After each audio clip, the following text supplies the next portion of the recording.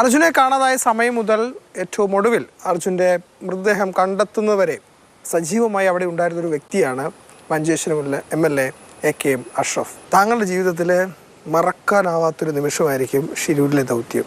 എങ്ങനെ ഓർക്കുന്നു ആ ഒരു ദിവസങ്ങളെ? സത്യം സാധിക്കൽ ഷിയാബ് തങ്ങളുടെ ഒരു കോളാണ്. തങ്ങളിങ്ങനെ ഒരു വിളിച്ചപ്പോൾ അപ്പോൾ ഇതൊക്കെ അന്വേഷിച്ച് തങ്ങൾ പറഞ്ഞ്, അഷ്റഫ് നിങ്ങൾക്ക് ഭാഷയൊക്കെ അറിയുന്നല്ലേ, ഒന്ന് പോയിക്കൂടെ എന്ന് ചോദിച്ചു. ഒറ്റ ദിവസത്തിന് വന്നതാണ്.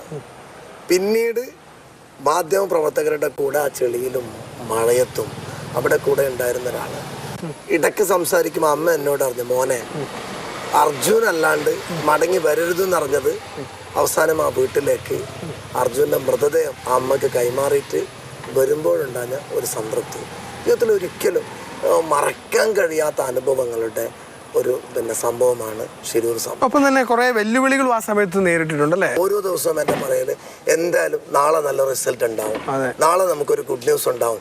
ഇതിങ്ങനെ പറഞ്ഞ് പോകുന്നു. ഒരു റിസൾട്ട് ഉണ്ടാകുന്നില്ല. നമ്മൾ പകുതിക്ക് തെരച്ചിൽ നിർത്തുന്നു, നാട്ടിലേക്ക് മടങ്ങുന്നു, വീണ്ടും തുടങ്ങുന്നു. സത്യത്തിന് ഒരു കാര്യം, നമുക്ക് അവിടെ എത്തിയതിനു ശേഷം എന്തായാലും ഇത്രയും വലിയൊരു ശ്രമം അർജുൻ്റെ ലോറി കണ്ടെത്തണം, അർജുനെ തിരിച്ച് നമുക്ക് കിട്ടണം എന്നുള്ള ഒരു ടീം വർക്കായിരുന്നു അത്. വീട്ടിലുള്ള എൻ്റെ ഓഫീസ് മുറിക്കകത്ത് ഒരാളുടെ ഫോട്ടോ ഇല്ല. അർജുൻ്റെ അമ്മ എഴുതിയ എനിക്കൊരു പെരുന്നാളിന് വിഷ് ചെയ്ത, മീഡിയകളിലൊക്കെ വന്നൊരു കാര്യമാണ്, എന്നെ വിഷ് ചെയ്ത. ഞാൻ അതാണ് എൻ്റെ ഓഫീസ് റൂമിൽ വെച്ചിട്ടുള്ളത്. അർജുന് എൻ്റെ ജീവിതത്തിൻ്റെ എന്തൊക്കെയോ ആയി അർജുൻ മാറിയിട്ടുണ്ട്. തീർച്ചയായിട്ടും അദ്ദേഹത്തിൻ്റെ ജീവിതത്തിൽ ഇങ്ങനൊരു അനുഭവം വേറെ ഉണ്ടാവില്ല.